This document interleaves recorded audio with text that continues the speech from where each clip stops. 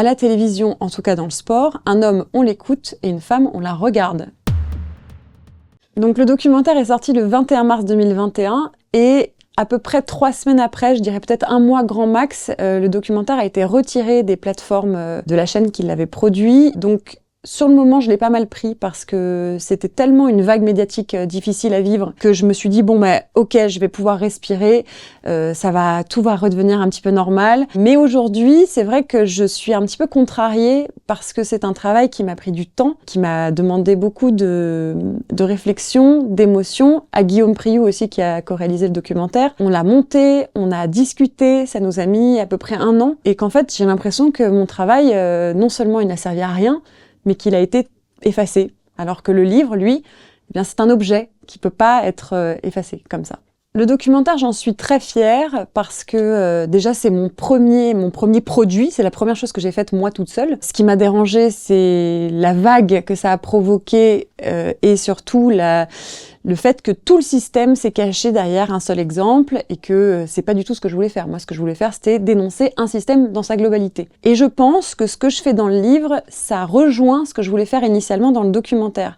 C'est-à-dire que les individus, concrètement, on s'en moque. Je cible aucun individu. Ce que j'ai envie de dénoncer, c'est le système dans son entièreté. Dans le livre, je raconte beaucoup d'anecdotes et ce sont quand même des anecdotes qui relèvent de la misogynie. C'est pas vraiment des agressions, c'est pas du harcèlement, c'est la misogynie systémique qui existait au sein des rédactions. Un jour à l'antenne, j'avais oublié mes lentilles de contact que je mets tous les jours pour voir ce qui se passe, pour voir mes fiches. Et donc j'ai été contrainte de mettre mes lunettes. Et quelques heures après le début de l'émission, je constate sur les réseaux sociaux que je suis en TT, c'est-à-dire en Trending Topics, c'est-à-dire un des sujets les plus commentés sur Twitter à ce moment-là. Et donc je regarde ce que disent les gens, et les gens parlent uniquement de mes lunettes et du fait que je ressemble à une secrétaire salope, que j'ai l'air sexy, que voilà, on aimerait bien me démonter sur la table, enfin des trucs très très agréables, mais qui m'ont fait plaisir. Et ça, en fait, c'est là où j'ai participé au système. C'est que concrètement,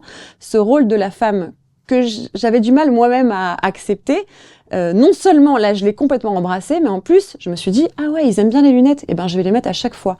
Et donc pendant 1 mois ou 2, je les ai sortis à chaque émission, et chaque émission je recevais des messages très clairement à caractère sexuel, et ce qui est terrible, c'est que ça me faisait plaisir parce que j'existais enfin. Quand on est une femme dans le milieu du sport, on est un peu unique. Et en fait, cette place-là, on veut la garder pour soi. Et c'est pour ça que la sororité dans le milieu des rédactions sportives, elle a été compliquée, parce que le système nous a fait croire qu'on ne pouvait être qu'une dans chaque émission, alors que concrètement, on peut être plusieurs sur un plateau. Comme on n'était qu'une par plateau, c'était notre place. Donc c'est un système auquel j'ai participé, puisque j'ai voulu conserver ma place et ne pas la partager. Et un jour, on m'a dit, on arrête la femme du plateau parce que ça marche pas. Et c'était sur une émission où j'étais l'unique femme du plateau. Et vraiment, je me suis dit, ah oui, je suis que la femme du plateau, en fait. Je suis pas Marie Portolano, je suis pas journaliste, je suis pas quelqu'un qui a fait des études, quelqu'un qui réfléchit, je suis uniquement la femme du plateau. Et ce que je dis dans le livre et ce que je pense réellement, c'est que à la télévision, en tout cas dans le sport, un homme, on l'écoute et une femme, on la regarde. Et c'est la seule chose qui importe. Moi, je pense que le féminisme, c'est un combat qu'on doit mener avec les hommes. Donc, concrètement, ce que je veux dire, c'est que je n'ai pas envie d'être porte-parole d'une guerre des sexes. Pour moi, le féminisme doit être un humanisme dans sa globalité. C'est-à-dire que concrètement, on aura gagné quand il n'y aura plus le féminisme. Ça n'existera plus. Voilà. Les hommes et les femmes seront égaux, c'est super. Mais c'est surtout ensemble qu'on doit mener ce combat. Et je fais confiance aux hommes pour comprendre ce qu'on veut dire, qu'on veut pas prendre la place de personne, qu'on veut pas tuer personne, on veut juste être ensemble. Colmini!